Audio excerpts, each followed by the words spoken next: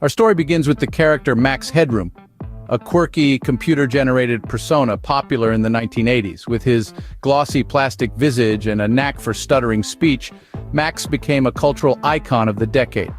His unmistakable aesthetic, a fusion of futuristic tech and retro television, was a hit among viewers. Little did anyone know, Max Headroom's distinct appearance and stuttering speech would become a key element in this baffling tale. And on the night of November 22, 1987, unsuspecting viewers tuned in to WGN-TV during a broadcast of Doctor Who. As the Doctor embarked on his time-traveling adventures, something peculiar happened. The screen flickered, then warped, and suddenly, the signal was hijacked. The familiar face of the Doctor vanished, replaced by a character far more surreal. Max Headroom, or rather a person wearing a Max Headroom mask, appeared on the screens.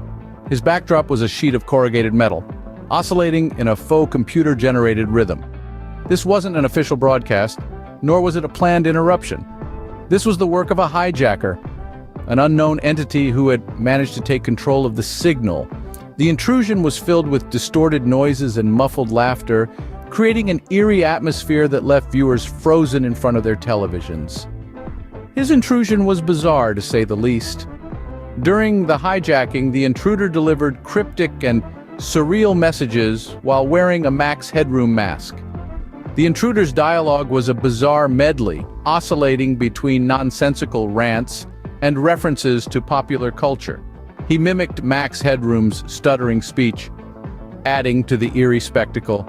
Among his strange utterances, he quoted the catchphrase of a popular soda commercial, "Catch the wave," and even made a reference to a contemporary sports commentator, uttering, "I've made a giant masterpiece for all the greatest world newspaper nerds." The intruder's actions were not just limited to speech. He hummed theme tunes, held up a glove, and even tossed in a Pepsi can for good measure. The messages were unsettling, and their meaning, if there was any, was lost in the chaotic delivery. This bizarre performance, coupled with the Max Headroom mask, created an uncanny spectacle that was as intriguing as it was disturbing. His messages left viewers and authorities utterly baffled. Just hours after the first intrusion, the hijacker struck again, this time interrupting a broadcast of Buckaroo Banzai. The audacity of this second hijacking left viewers both stunned and unsettled. The intruder, still donning the Max Headroom mask, was back with an even stranger performance. His antics escalated beyond the cryptic and surreal messages of the first hijacking. This time he took his bizarre performance to a new level, displaying a disconcerting disregard for conventional norms. In an act of audacious defiance, the intruder exposed his buttocks to the camera. But it didn't stop there. Adding to the absurd spectacle, he wore a glove. Yes, a glove, while doing so. The second hijacking was a clear escalation, a bold statement from the intruder that he was neither afraid nor finished.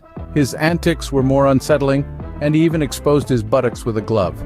Law enforcement and the FCC launched a frantic investigation, but the hijacker had left little trace. This digital phantom had managed to infiltrate the airwaves, disrupting the regularly scheduled programming not once, but twice before disappearing into the ether as mysteriously as he had appeared. The authorities were on high alert, their every resource bent on unmasking the audacious intruder. Yet despite their best efforts, the trail ran cold. Every lead seemed to dissipate into nothingness, every clue a dead end. The signal, it seemed, was untraceable, bouncing off various points in a dizzying game of technological hide-and-seek. The hijacker had skillfully concealed his tracks, leaving the investigators grappling in the dark. Who was this audacious invader of the airwaves? What drove him to this act of television terrorism? Was it a statement, a protest, or merely an elaborate prank? The questions multiplied, yet answers remained elusive.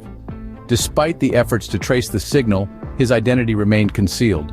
Speculations about his motivations ran rampant, but the true identity of the Max Headroom hijacker remains one of television's most enduring enigmas. Over the years, many theories emerged about the Max Headroom hijacker. The most common speculation is that the incident was the work of a disgruntled engineer.